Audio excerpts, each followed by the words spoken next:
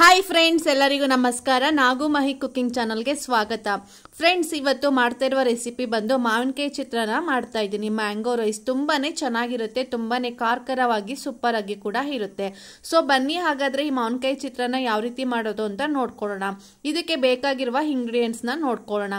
ನಾನಿಲ್ಲಿ ಅರ್ಧ ಕಪ್ ಆಗುವಷ್ಟು ಮ್ಯಾಂಗೋನ ಸಿಪ್ಪೆ ಸಮೇತ ತುರ್ಕೊಂಡಿದ್ದೀನಿ. ಸಿಪ್ಪೆ ಸಮೇತ ಹಾಕೊಂಡ್ರೇನೆ ತುಂಬಾನೇ ಟೇಸ್ಟ್ ಚೆನ್ನಾಗಿರುತ್ತೆ. ಮತ್ತೆ 1 ಕಪ್ ಆಗುವಷ್ಟು ಈರುಳ್ಳಿ ತಗೊಂಡಿದ್ದೀನಿ.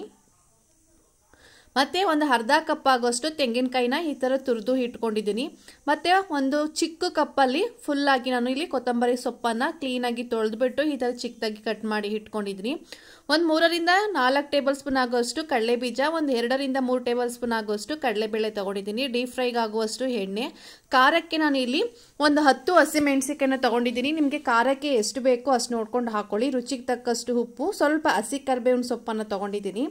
ಮತ್ತೆ ಇಲ್ಲಿ ಮೇನ್ ಬಂದು ಅರ್ಧ ನಿಂಬೆಹಣ್ಣನ್ನ ತಗೊಂಡಿದ್ದೀನಿ. ಇದೆ ಈ ಮಾವಿನಕಾಯಿ ಚಿತ್ರಾನ್ನದಲ್ಲಿ ತುಂಬಾನೇ ಟೇಸ್ಟ್ ಚೆನ್ನಾಗಿರುತ್ತೆ. ಮತ್ತೆ 1 ಟೇಬಲ್ ಸ್ಪೂನ್ ಆಗೋಷ್ಟು ಸಾಸಿವೆ, 1 ಟೇಬಲ್ ಸ್ಪೂನ್ ಆಗೋಷ್ಟು ಜೀರಿಗೆ, 1 ಮೀಡಿಯಂ ಸೈಜ್ ಬೆಳ್ಳುಳ್ಳಿನ ಈ ತರ ಸಿಪ್ಪೆ ರಿಮೂವ್ ಮಾಡಿ ಆದಷ್ಟು ಚಿಕ್ಕದಾಗಿ ಕಟ್ ಮಾಡಿ ಹಾಕೊಳ್ಳಿ. ತುಂಬಾನೇ ಟೇಸ್ಟ್ ಕೂಡ ಚೆನ್ನಾಗಿರುತ್ತೆ. ಮತ್ತೆ ಸ್ವಲ್ಪ ಕಲರಿಗೋಸ್ಕರ ಅರಿಶಿನ ಪುಡಿನ ತಗೊಂಡಿದ್ದೀನಿ.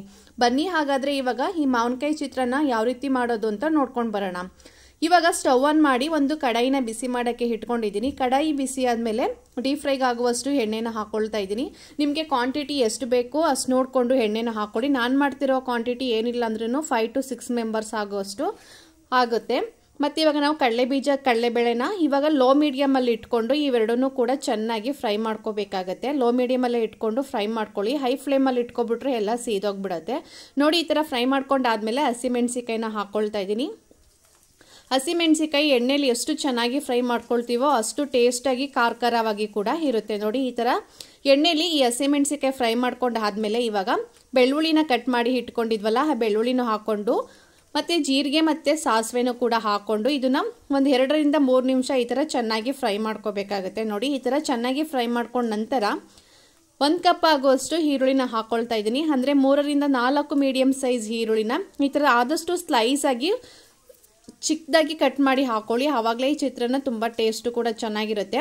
ಸೊ ಈರುಳ್ಳಿ ಫ್ರೈ ಆಗೋಕ್ಕೆ ಬೇಗನೆ ಫ್ರೈ ಆಗಬೇಕು ಅಂತ ಹೇಳಿದ್ರೆ ಸ್ವಲ್ಪ ರುಚಿಯನ್ನು ಹಾಕ್ಕೊಂಡು ಒಂದು 2 ರಿಂದ 3 ನಿಮಿಷ ಈ ಥರ ಚೆನ್ನಾಗಿ ಫ್ರೈ ಮಾಡ್ಕೊಂಡ್ರೆ ಆಯಿತು. ಈರುಳ್ಳಿ ಜಾಸ್ತಿ ಫ್ರೈ ಮಾಡೋಕೆ ಹೋಗಬೇಡಿ, 50% ಬೆಂದರೆ ಸಾಕು. ಇವಾಗ ಸ್ವಲ್ಪ ಹಸಿ ಕರಿಬೇವಿನ ಸೊಪ್ಪನ್ನು ಹಾಕ್ಕೊಳ್ತಾ ಇದ್ದೀನಿ.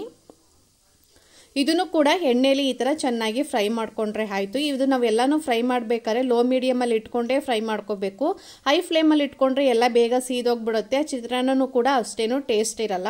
ನೋಡಿ, ಇವಾಗ ನಾನು ತುರಿದು ಇಟ್ಕೊಂಡಿರುವಂತಹ ಮಾವಿನಕಾಯಿನೂ ಕೂಡ ಹಾಕ್ಕೊಳ್ತಾ ಇದ್ದೀನಿ.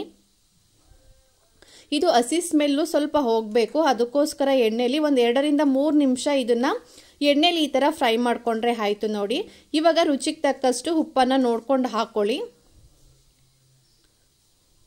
ಉಪ್ಪನ್ನು ಹಾಕ್ಕೊಂಡು ಒಂದ್ಸಲಿ ಈ ಥರ ಒಂದು 2 ರಿಂದ 3 ನಿಮಿಷ ಮತ್ತೆ ಕೈ ಬಿಡ್ದೋರಂಗೆ ಮಿಕ್ಸ್ ಮಾಡ್ಕೋಬೇಕು, ಇಲ್ಲಾಂದರೆ ತಳ ಹಿಡ್ಕೊಬಿಡುತ್ತೆ ಇದು. ನೋಡಿ, ಈ ಥರ ಚೆನ್ನಾಗಿ ಮಿಕ್ಸ್ ಮಾಡ್ಕೊಂಡು ಆದಮೇಲೆ ನಾವು ತುರಿದು ಇಟ್ಕೊಂಡಿರುವಂತಹ ತೆಂಗಿನಕಾಯಿ ತುರಿನೂ ಕೂಡ ಹಾಕ್ಕೊಳ್ತಾ ಇದ್ದೀನಿ. ಹಾಗೆಯೇ ಕೊತ್ತಂಬರಿ ಸೊಪ್ಪನ್ನು ಕೂಡ ಹಾಕ್ಕೊಂಡು ಇದನ್ನು ಕೂಡ ಎಣ್ಣೆಲಿ ಒಂದು 2 ರಿಂದ 3 ನಿಮಿಷ ಇದನ್ನು ಕೂಡ ಚೆನ್ನಾಗಿ ಫ್ರೈ ಮಾಡ್ಕೋಬೇಕು. ನೋಡಿ, ಈ ಥರ ಒಂದು 2 ರಿಂದ 3 ನಿಮಿಷ ಈ ಥರ ತೆಂಗಿನಕಾಯಿ ಮತ್ತು ಕೊತ್ತಂಬರಿ ಸೊಪ್ಪನ್ನು ಎರಡೂ ಕೂಡ ಹಸಿ ಸ್ಮೆಲ್ ಹೋಗಬೇಕು, ಅಲ್ಲಿಗಂಟ ಈ ಥರ ಫ್ರೈ ಮಾಡ್ಕೊಂಡು ಆದಮೇಲೆ ಲಾಸ್ಟಲ್ಲಿ ಅರಿಶಿನ ಪುಡಿನ ಹಾಕ್ಕೊಳ್ತಾ ಇದ್ದೀನಿ. ಫಸ್ಟೇ ಹಾಕ್ಬಿಟ್ರೆ ಸ್ಮೆಲ್ಲು ಅದು ಚೆನ್ನಾಗಿರಲ್ಲ, ಅದಕ್ಕೋಸ್ಕರ ಲಾಸ್ಟಲ್ಲಿ ಈ ಥರ ಅರಿಶಿನ ಪುಡಿನ ಹಾಕ್ಕೊಂಡು ಒಂದು 2 ನಿಮಿಷ ಈ ಥರ ಚೆನ್ನಾಗಿ ಫ್ರೈ ಮಾಡ್ಕೊಂಡ್ರೆ ಆಯಿತು. ಈ ಮಾವಿನಕಾಯಿ ಚಿತ್ರಾನ್ನ ಕೂಡ ರೆಡಿಯಾಗಿದೆ. ಇವಾಗ ಸ್ಟವನ್ನು ಆಫ್ ಮಾಡ್ಕೊಳ್ತಾ ಇದ್ದೀನಿ. ನನಗೆ ಮಾಡ್ತಿರುವ ಈ ಕ್ವಾಂಟಿಟಿ ಸ್ವಲ್ಪ ಜಾಸ್ತಿ ಆಗಿದೆ, ಅದಕ್ಕೋಸ್ಕರ ನಾನು 1 ಕಪ್ಗೆ ಗೊಜ್ಜನ್ನು ಸಪ್ರೇಟ್ ಮಾಡಿ ಇಟ್ಕೊಳ್ತಾ ಇದ್ದೀನಿ. ಈ ಗೊಜ್ಜನ್ನು ಹೊರಗಡೆ ಇಟ್ಕೊಂಡು ತಿಂದರೆ 2 ದಿನ ಹಾಗೇನೆ ಇಟ್ಕೊಂಡು ತಿನ್ಬೋದು, ಇಲ್ಲಾಂದರೆ ಫ್ರಿಜ್ಜಲ್ಲಿ ಮಾಡಿಕೊಳ್ತೀವಿ ಅಂತ ಹೇಳಿದ್ರೆ 1 ವಾರನೂ ಇಟ್ಕೊಂಡು ತಿನ್ಬೋದು. ನೋಡಿ, ಇವಾಗ ನಾನು 1 ಕಪ್ ಆಗುವಷ್ಟು ರೈಸನ್ನು ಈ ಥರ ಬಿಡಿ ಬಿಡಿಯಾಗಿ ಮಾಡಿ ಸಪ್ರೇಟ್ ಮಾಡಿ ಇಟ್ಕೊಂಡಿದ್ದೆ. ಈ ರೈಸನ್ನು ಹಾಕ್ಕೊಂಡು ಒಂದ್ಸಲಿ ಚೆನ್ನಾಗಿ ಮಿಕ್ಸ್ ಮಾಡ್ಕೊಂಡ್ರೆ ಆಯಿತು. ಈ ಮಾವಿನಕಾಯಿ ಚಿತ್ರಾನ್ನ ರೆಡಿ ಆಗುತ್ತೆ.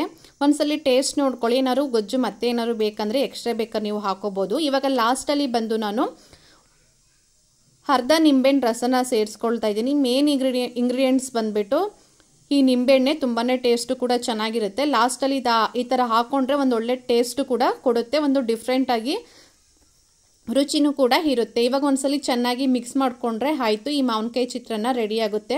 ಇದನ್ನು ಬಿಸಿ ಬಿಸಿಯಾಗಿ ಹಾಗೇನೆ ತಿನ್ಕೋಬೋದು. ಇದಕ್ಕೆ ಯಾವುದೇ ರೀತಿಯ ಸೈಡಿಸ್ ಏನು ಬೇಕಾಗಿರಲ್ಲ, ಅಷ್ಟೊಂದು ಕೂಡ ರುಚಿಯಾಗಿ ಕೂಡ ಇರುತ್ತೆ. ನೋಡಿದ್ರಲ್ಲ ಫ್ರೆಂಡ್ಸ್, ಎಷ್ಟು ಈಸಿಯಾಗಿ ಕ್ವಿಕ್ಕಾಗಿ ಈ ಮಾವಿನಕಾಯಿನ ಉಪಯೋಗಿಸ್ಕೊಂಡು ಯಾವ ರೀತಿ ಚಿತ್ರಾನ್ನ ಮಾಡೋದು ಅಂತ ನೋಡಿದ್ರಲ್ಲ. ಈ ವಿಡಿಯೋ ಇಷ್ಟ ಆದರೆ ಒಂದು ಲೈಕ್ ಮಾಡಿ, ಶೇರ್ ಮಾಡಿ, ಮತ್ತು ನಿಮ್ಮ ಫ್ಯಾಮಿಲಿಗೂ ಈ ವಿಡಿಯೋನ ಹೆಚ್ಚು ಕಳಿಸಿ. Thank you for watching my videos. Bye.